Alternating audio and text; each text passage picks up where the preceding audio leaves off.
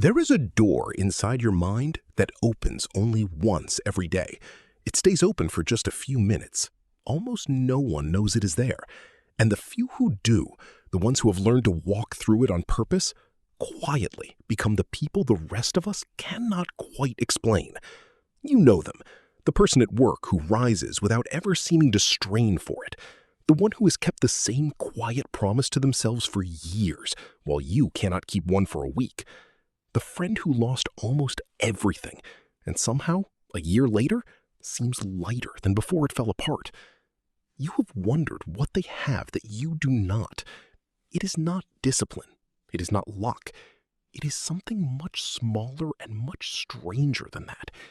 It is what they say to themselves in the dark, in the last few minutes before sleep. Neuroscientists call this drifting, half-dreaming state at the edge of sleep the hypnagogic state. Carl Jung spent much of his life studying exactly this threshold, the place where the waking mind loosens its grip and the unconscious rises to meet it. He believed the words you carry across that threshold do not simply fade.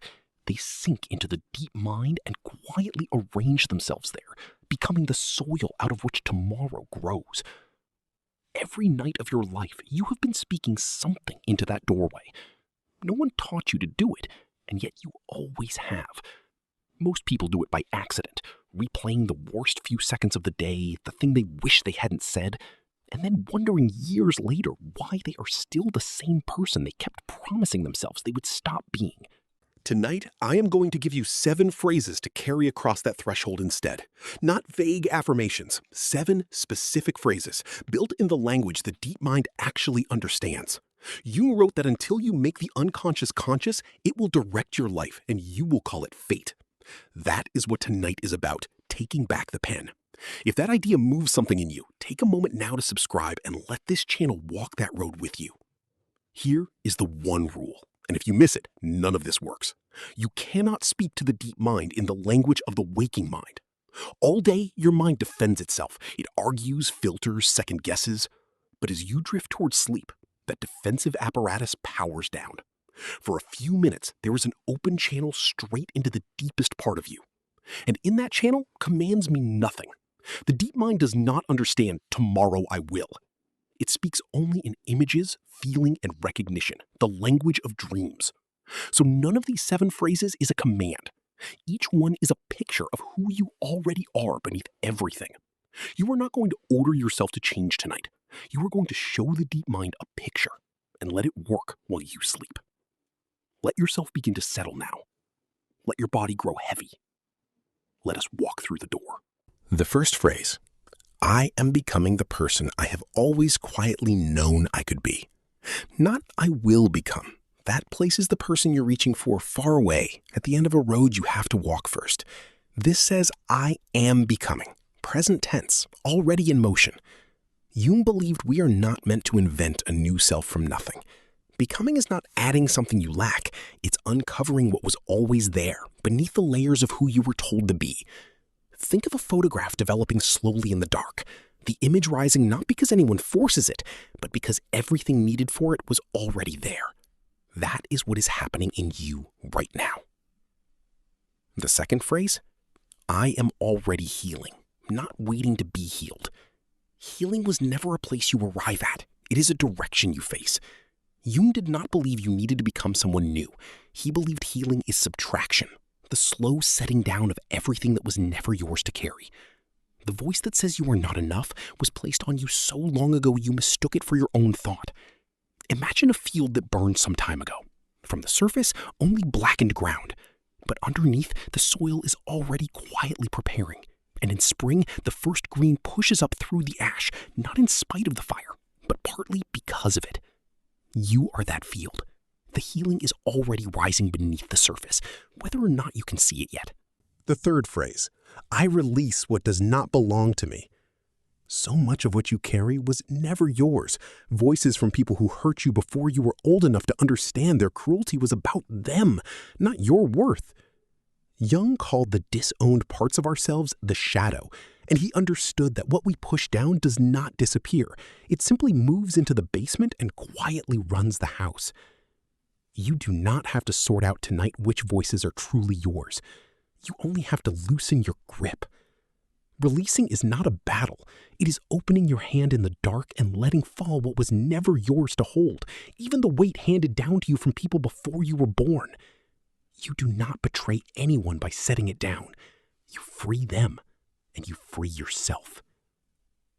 The fourth phrase, I trust what is unfolding even when I cannot see it yet. This is not blind faith. It is the quiet acknowledgement of what Jung called the self, the deeper organizing center beneath your thoughts, the part of you that has been steering all along in the choices that made no sense on paper and turned out to be exactly right. You do not need to see the whole road to take the next step. A life unfolds like a path through fog, only a few steps visible at a time. Underground, a planted seed. The fifth phrase, I am allowed to rest without earning it.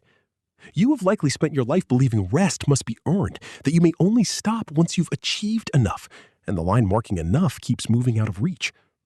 Jung understood the cost of a world that measures you by output, the slow loss of the self, which cannot be measured and produces nothing the world counts. Rest is not the reward at the end of the work. It is the ground in which everything is put back together. A newborn earns nothing, and no one questions its right to rest. That same unearned worth is still in you, buried under years of being told you had to justify your place. Reach back and touch it again. The sixth phrase, I am willing to see what I have been avoiding. Jung believed the deep mind is not trying to harm you. It is trying to make you whole, which means bringing back the anger, grief, and fear you were taught to hide. This willingness does not throw open a flood.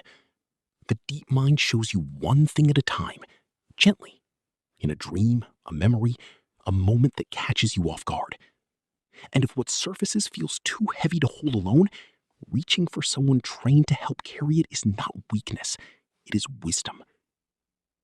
What is yours tonight is only the willingness, and that willingness alone already changes you. The fleeing life is small. The seventh phrase, I am exactly where I need to be. Not where you wanted to be, not where you thought you'd be by now. Jung came to see that a great deal of suffering comes not from our circumstances, but from refusing to accept the life we actually have. You cannot grow from ground you are pretending you are not standing on. The moment you stop fighting your own reality, something loosens. Not out in the world, but inside your chest. Jung said the privilege of a lifetime is to become who you truly are, not who you were told to be. This phrase ends the long, quiet war between who you are and who you believe you should have become. So, here are your 7 phrases, gathered in one place. I am becoming the person I have always quietly known I could be. I am already healing, not waiting to be healed. I release what does not belong to me. I trust what is unfolding, even when I cannot see it yet. I am allowed to rest without earning it. I am willing to see what I have been avoiding. I am exactly where I need to be. You do not have to say all 7 every night, though you can. Some nights, one will call to you more than the others, and on those nights, that one is enough. Carried across the threshold, spoken in the right language, in the few open minutes at the edge of sleep, these phrases will begin to shift something. Not all at once, quietly, underground, the way a season turns so gradually you cannot name the day it changed, until one morning you wake and simply know that it has. Just rest now. Just breathe. Just be.